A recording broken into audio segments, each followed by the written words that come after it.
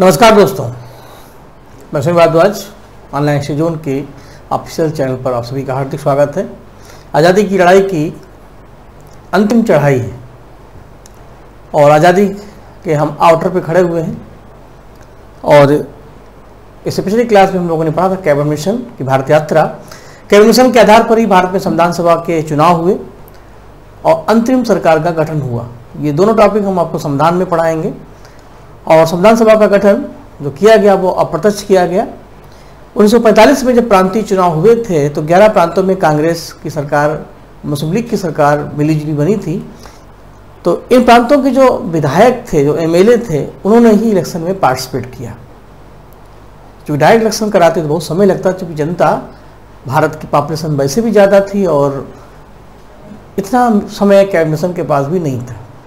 Election हुए, संविधान सभा का गठन हुआ। कांग्रेस को सबसे ज़्यादा 200 से अधिक सीटें मिली, मुस्लिम लीग को बुरी हार मिली। तो इसी आधार पर 16 अगस्त को मुस्लिम लीग ने खुलेआम दंगे भी कराए। पाकिस्तान की मांग को लेकर जो जिद थी, जो बालहट था, वो दूर नहीं हो रहा था। तो इसके बाद अंतरिम सरकार भी बनी अगस्त सितंबर में। और सरकार में कौन कौन मंत्री थे, कौन कौन विभाग थे, हम आगे बताएंगे। अब यहाँ से थोड़ा और आगे बढ़ते हैं। ये तय हो गया था कि भारत का विभाजन होगा, क्योंकि घर में जब रोज़ खटर-पटर होती है, जब रोज़ बर्तन बजते हैं, जब रोज़ रामायण महाभारत बन जाए, जब रोज़ घर में साथ साथ रहते रहते 7-8 हो जाएं, तो लगने लगता है कि अब इस घर में दीवार उठेगी। वही हुआ। गांधी जी जैसे वरिष्ठ नागरिकों की ये कोशिश रही कि भारत का विभाजन ना हो। इतने मुश्किल से घर बनाया, हम इसको टूटने नहीं देंगे, फूटने नहीं देंगे। लेकिन जिन्ना जैसे लोग थे, उनको लगा कि हम पाकिस्तान लेके रहेंगे, हम तोड़ के रहेंगे। तो इन्हीं सारी शुरुआत के बीच एटली ने भी अनाउंसमेंट किया फरवरी में कि हम जून 1948 तक भारत छोड़ेंगे। इसके बाद माउंटबेटन भारत के गवर्नर जनरल बन चुके थे और उनको भी ये रोड मैप दिया गया कि सभी नेताओं से मुलाकात करें और भारत के विभाजन के लिए उनको तैयार करें। और इस आधार पर जो वो योजना लेके आए वही है 3 जून की योजना। इस योजना का मेन विषय था भारत का विभाजन, 2 स्वतंत्र राष्ट्रों का निर्माण। और इसी के आधार पर फिर संविधान अधिनियम पास हुआ। तो इसमें बहुत ज़्यादा लिखवाने को नहीं, लेकिन बहुत ज़्यादा बताने को है। तो सबसे पहले तो ये आ जाए कि 3 जून की योजना किस योजना को कहते हैं। तो ये योजना जो है, इसको कई नामों से जाना जाता है।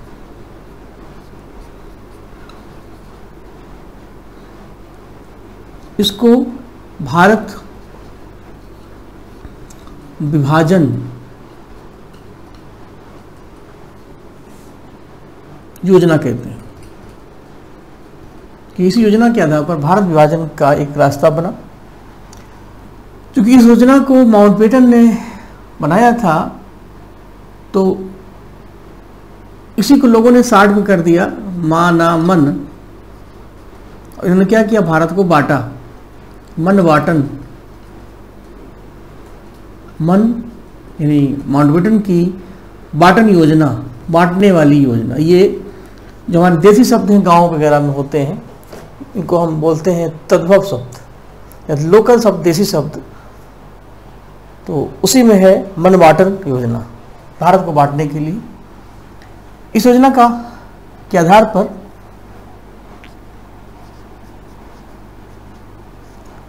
भारत विभाजन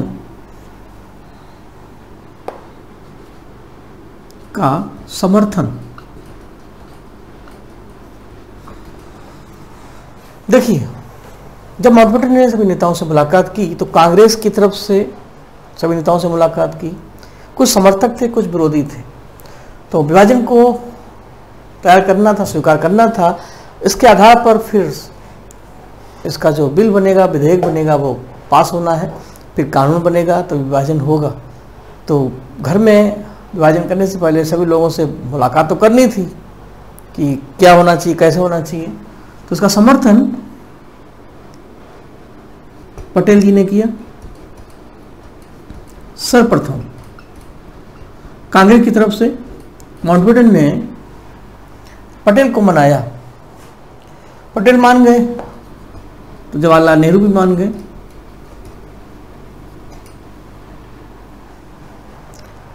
बेमने मन से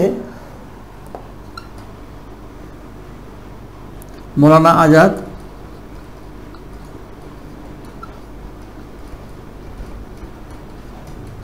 फिर गांधी जी।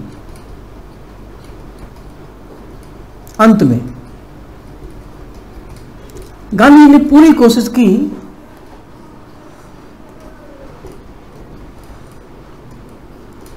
कि विभाजन ना हो। उन्होंने ये तक कहा कि जो अंतरिम सरकार है इसके प्रमुख आप जिन्ना को बना दें, जिन्ना भारत के राष्ट्रपति बन जाएं, हम हिंदुस्तान को टूटने नहीं देंगे।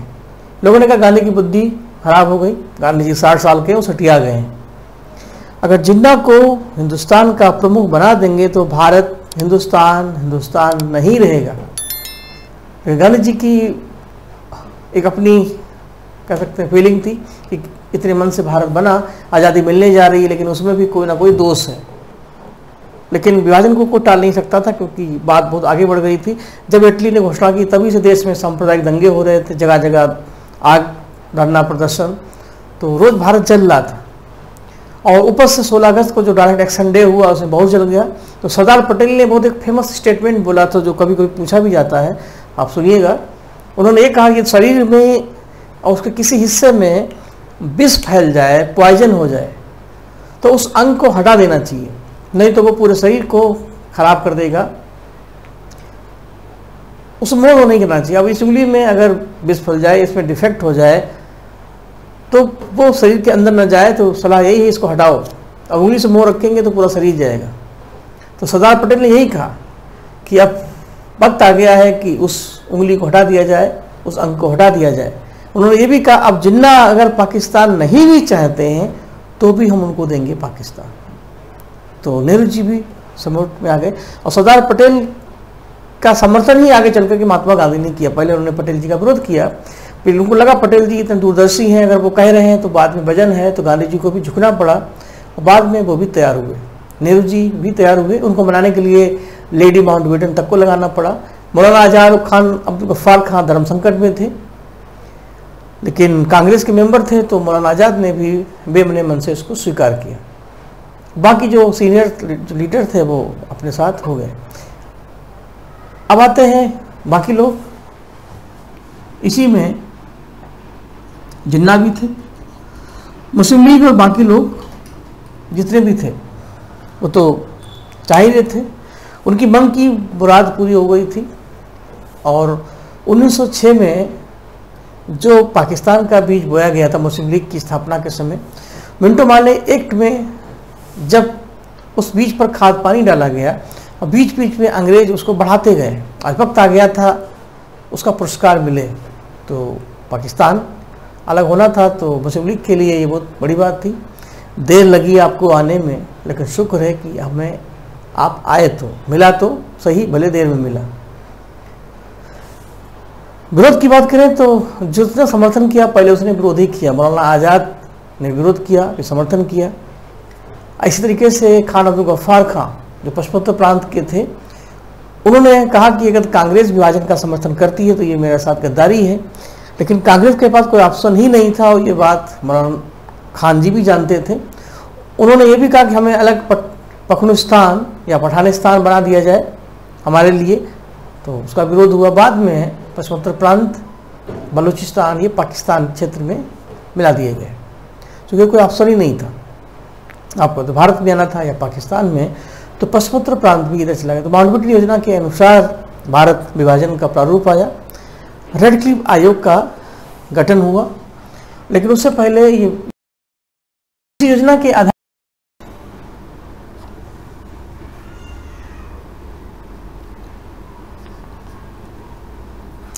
भारतीय सुनता विधेयक पास हुआ, तो उसको मैं अलग हेडिंग भी डाल देता हूँ। तो माउंटबेटन योजना में ये ध्यान रखना, भारत के विभाजन के लिए जो प्लेटफार्म बनाया गया था माउंटबेटन की तरफ से, सभी नेताओं को मिलकर वार्ता करना, अब ये सब हो चुका है। अब ब्रिटेन की काउंसिल में भारतीय स्वतंत्रता अधिनियम 1947 या विधेयक। भारत में ये अंग्रेजों का अंतिम अधिनियम है जिसका उद्देश्य था भारत का विभाजन। ये लागू हुआ 18 जुलाई 1947 ब्रिटिश संसद द्वारा।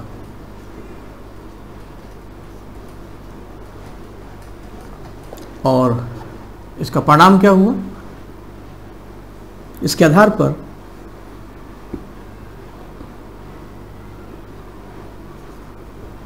बंगाल और पंजाब प्रांत का विभाजन। और बाउंड्री योजना में यह बात थी कि पंजाब प्रांत का विभाजन किया जाए और बंगाल प्रांत का विभाजन किया जाए। इसके लिए जनमत संग्रह लोगों से बात की जाए कि वो कहाँ रहना चाहते हैं, भारत में या पाकिस्तान पर। इसी तरीके से असम में जो सिलहट जिला है वहाँ पर इसके लिए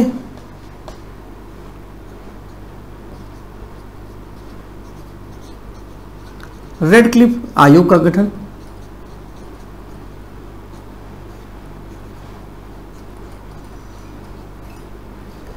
और जिसका आधार था CR फार्मूला। मैंने आपको पहले बताया था कि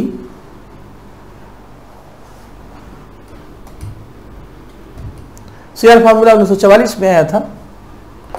चक्रवर्ती राजगोपालाचारी ने ये पहले ही भाप लिया था, ये पहले ही समझ लिया था, ये पहले ही जान लिया था कि अब भारत को बंटने से कोई रोक नहीं सकता। वही हुआ। तो रेड क्लिफ उन्होंने भी यही कहा था कि बंगाल और पंजाब क्षेत्र में जहां हालात सेंसिटिव हैं, जहां विभाजन की मांग उठ रही है, वहाँ जनता से वोटिंग कराई जाए, वो क्या चाहती है। उत्तर प्रांत में भी वोटिंग कराई जाए, उसी के आधार पर सीमा रेखा खींच दी जाए विभाजन। यही हुआ। रेड क्लिफ कमीशन का भी आधार वही था, CR फार्मूला। इसके आधार पर भारत का विभाजन हुआ। और भारत से चूंकि पाकिस्तान अलग किया गया तो सबसे पहले स्वतंत्र होगा पाकिस्तान, जो एक नया राष्ट्र बनेगा। तो 14 अगस्त 1947 को पाकिस्तान बना एक स्वतंत्र राष्ट्र, स्वतंत्र और नया राष्ट्र। नक्शे पर यह नहीं था। जिसके पहले राष्ट्रपति गवर्नर जनरल जिन्ना को यह पुरस्कार मिला। पहले प्रधानमंत्री लियाकत अली, जो भारत के पहले वित्त मंत्री थे अंतरिम सरकार में। इसके बाद और इसमें यह भी था जब अलग राष्ट्र होंगे तो संविधान सभा इनकी अलग होगी, उसके अलग चुनाव। पहले कंबाइंड संविधान सभा बनी थी, तो एक राष्ट्र होगा, उसकी अपनी संविधान सभा होगी, वो अपने लिए अपना संविधान बनाएगा। जो जितनी देशी रियासतें थी उनसे कहा गया आपको ये तय करना है कि आप भारत में जाना चाहते हैं या पाकिस्तान में, और आपकी यथास्थिति बरकरार रहेगी, कोशिश की जाएगी। लेकिन जब आज़ाद हम हुए और भारत सरकार का गठन हुआ तो सरदार पटेल ने इसमें दूरदर्शिता का परिचय ये दिया कि सभी रियासतों से बात की कि भारत संघ है तो संविधान के अनुसार भारत एक होगा और सबको भारत सरकार के अंदर ही रहना है। सभी रियासतों को उन्होंने मर्ज किया, विलय किया। लेकिन 3 रियासतों ने दुखी किया, जम्मू कश्मीर, हैदराबाद और जूनागढ़। तो जूनागढ़ की रियासत के लिए जनमत कराया गया, क्योंकि वहाँ के जो नवाब थे वो पाकिस्तान चले गए, तो जूनागढ़ का गुजरात में विलय हो गया। हैदराबाद की सरकार जो थी काफ़ी ज़्यादा बड़ी रियासत थी, तो वहाँ सैन्य कार्रवाई की गई, ऑपरेशन पोलो चलाया गया, उसका भी मर्ज हो गया। और जम्मू कश्मीर की रियासत का विलय पत्र के आधार पर हुआ, क्योंकि पाकिस्तान के कबीलियाई लोगों ने जब कश्मीर के कुछ हिस्से पर कब्जा कर लिया तो वहाँ के महाराजा हरि सिंह कर्ण सिंह भारत आए और भारत सरकार से मदद मांगी। तो हमने मदद की। तो ये था कि आप भारत के साथ रहें, और इसी आधार पर कश्मीर का भारत में विलय हुआ। तो उसी तरीके से भारत में सभी राज्य एक हुए और सभी रियासतों को राज्यों में मर्ज किया गया। इसलिए सरदार पटेल को भारत का विस्मारक, भारत का लौह पुरुष यूं नहीं कहते। अब हम आज़ाद हुए। रियल में हमारा स्वतंत्रता दिवस 15 अगस्त को है, लेकिन आज़ादी से पहले हम 26 जनवरी 1947 को स्वतंत्रता दिवस मनाते आए। लेकिन अब हम वास्तव में आज़ाद हो चुके थे, तो भारत भी बन गया एक स्वतंत्र राष्ट्र।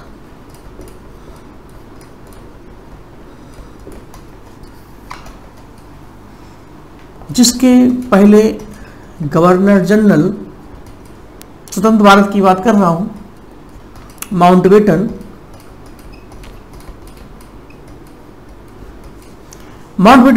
इटली की घोषणा के अनुसार जून 1948 तक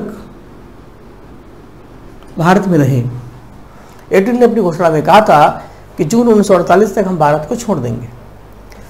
तो माउंटबेटन ऐसे गवर्नर जनरल या वायसराय हैं जो आज़ादी से पहले भी थे, आज़ादी के बाद भी थे, क्योंकि माउंटबेटन की योजना के आधार पर ही 3 जून की योजना के आधार पर भारत के विभाजन का प्रस्ताव आया और आज़ादी मिलने के बाद पाकिस्तान अलग हो गया और भारत के गवर्नर जनरल माउंटबेटन ही रहे। चूँकि पाकिस्तान अलग हुआ लेकिन भारत जो मूल भारत था अभी भी वही था, तो सत्ता हस्तांतरण तो हो गया था, लेकिन जून 1948 तक स्थिति और बेहतर हो जाए इसलिए माउंटबेटन रुके। तो अंतिम गवर्नर जनरल और स्वतंत्र भारत के पहले गवर्नर जनरल माउंटबेटन थे। उनके जाने के बाद दूसरे गवर्नर जनरल और पहले भारतीय गवर्नर जनरल, क्योंकि वो ब्रिटेन के थे तो वो नाम सबको पता है, CR चक्रवर्ती राजगोपालाचारी।